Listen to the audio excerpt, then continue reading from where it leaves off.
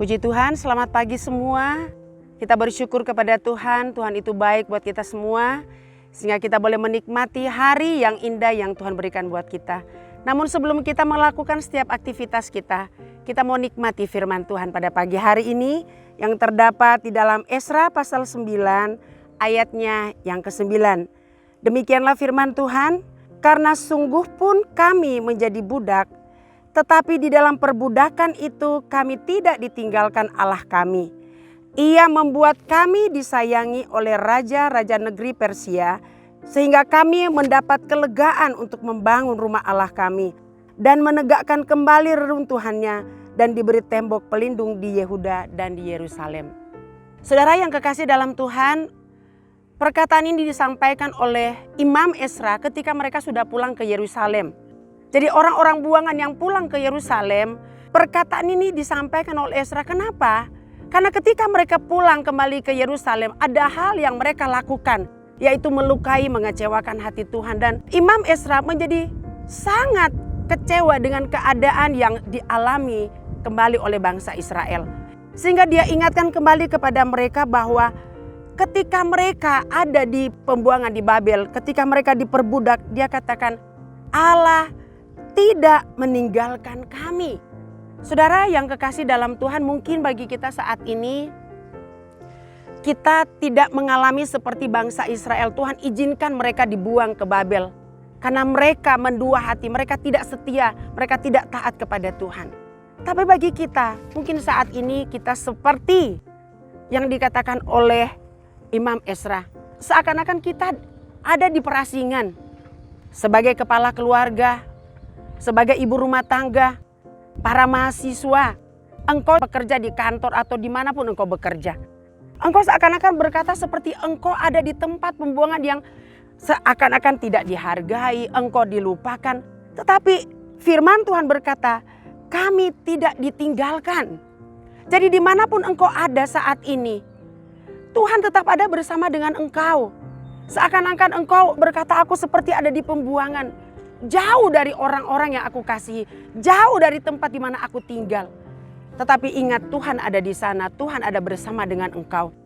Di tempat yang terdalam pun sekalipun yang sedang engkau hadapi, pergumulan hidupmu. Sebagai kepala keluarga mungkin engkau tidak berdaya dengan pekerjaan saat ini. Atau ibu rumah tangga, atau kalian yang sedang mencari pekerjaan. Ingat, Tuhan berkata, Tuhan ada beserta dengan engkau. Bahkan ketika pun Tuhan tempatkan engkau di tempat seakan-akan pekerjaan itu tidak enak bagi kamu. Tapi ingat, Tuhan ada di sana. Dan Tuhan sedang melatih engkau supaya engkau melihat pertolongan dan penyertaan Tuhan di dalam hidupmu. Seperti halnya kalau kita ingat kisah Yusuf. Firman Tuhan berkata, dia dijual oleh keluarganya, oleh kakak-kakaknya. Dia dijual sehingga dia sampai di Mesir. Tetapi dikatakan dia dibeli oleh Potifar. Dan Potifar membawa dia pulang ke rumahnya dia. Tetapi saudara perhatikan, dikatakan di dalam Kejadian pasal yang ke-39. Mulai dari ayatnya yang kedua dikatakan. Tetapi Tuhan menyertai Yusuf sehingga ia menjadi seorang yang selalu berhasil dalam pekerjaannya. Maka tinggallah ia di rumah tuannya orang Mesir itu. Setelah dilihat oleh tuannya bahwa Yusuf disertai Tuhan. Dan bahwa Tuhan membuat berhasil segala sesuatu yang dikerjakannya. Ayat 4. Maka Yusuf mendapat kasih tuannya dan ia boleh melayani dia. Kepada Yusuf diberikannya kuasa atas rumahnya dan segala miliknya diserahkannya kepada kekuasaan Yusuf. Saudara, kita melihat dikatakan di sini, Yusuf tidak pernah terpikirkan untuk dia ada di rumah Potifar. Dan ketika pun dia ada di sana, Tuhan ada di sana, Tuhan menyertai dia. Sehingga dikatakan Tuhan yang membuat hati Potifar memberikan kepercayaan kepada seorang Yusuf untuk bisa menguasai harta milik Potifar. Kalau bukan karena Tuhan, Yusuf gak bisa. Tetapi karena Yusuf mau belajar tunduk dan patuh kepada Tuhan.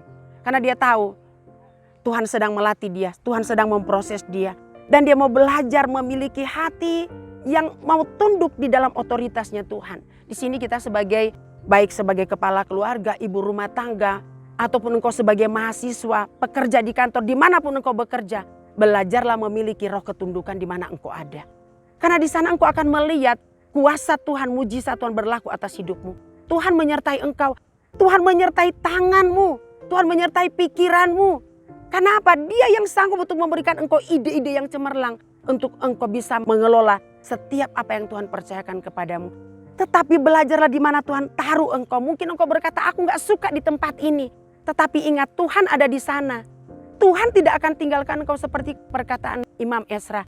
Selama mereka diperbudakan di tanah Babel, dia berkata Tuhan tidak meninggalkan mereka. Bahkan dikatakan mereka disayang oleh raja-raja Persia. Saudara, orang-orang yang ada di sekitar kita, kadang kita mungkin berpikir orang itu orang asing bagi kita. Tetapi ingat, Tuhan sanggup untuk mendatangkan orang-orang yang bisa mengasihi kita. Tuhan sanggup untuk mendatangkan orang-orang yang mau menyatakan isi hati mereka bahwa mereka peduli dengan kita. Jadi mari kita berkata, Tuhan, dimanapun aku ada, Engkau ada bersama dengan aku. Dan aku tidak takut, karena yang aku tahu Tuhan selalu ada beserta dengan kita. Saudara yang kekasih di dalam Tuhan, seperti yang Tuhan sampaikan, firman Tuhan yang disampaikan di dalam Ibrani pasal 13 ayat 5. Aku sekali-kali tidak akan pernah membiarkan engkau. Aku sekali-kali tidak akan pernah meninggalkan engkau. Itulah janji Tuhan buat kita. Memang saat-saat ini kita sedang diperhadapkan, katakanlah situasi. Mungkin orang berkata, oh lagi panen ini, panen itu. Tapi seakan-akan itu berkat tuh rasanya jauh ya. Tapi ingat, Tuhan ada bersama dengan engkau. Dia melatih jari-jari tanganmu untuk berperang. Dan engkau akan lihat tangan yang dipakai oleh Tuhan, yaitu jari-jari saudara, tangan saudara, itu akan menghasilkan berkat. Karena apa? Engkau hadirkan Tuhan terlibat di dalam hidupmu. Pada pagi hari ini, kita mau Tuhan, Engkau ada bersamaku. Engkau terlibat langsung dengan apa yang aku kerjakan hari ini. Baik pekerjaanku, hidupku, rumah tanggaku, usaha mata pencarianku, masa depanku. Aku taruh ke dalam tangan Tuhan. Karena Tuhan tidak pernah meninggalkan kami. Puji Tuhan, Tuhan memberkati kita semua. Mari kita mau berdoa. Terima kasih banyak Tuhan untuk pesan firman Tuhan pada pagi hari ini. Meneguhkan, mengingatkan kami bahwa Tuhan yang kami sembah adalah Allah yang hidup, yang tidak pernah meninggalkan kami.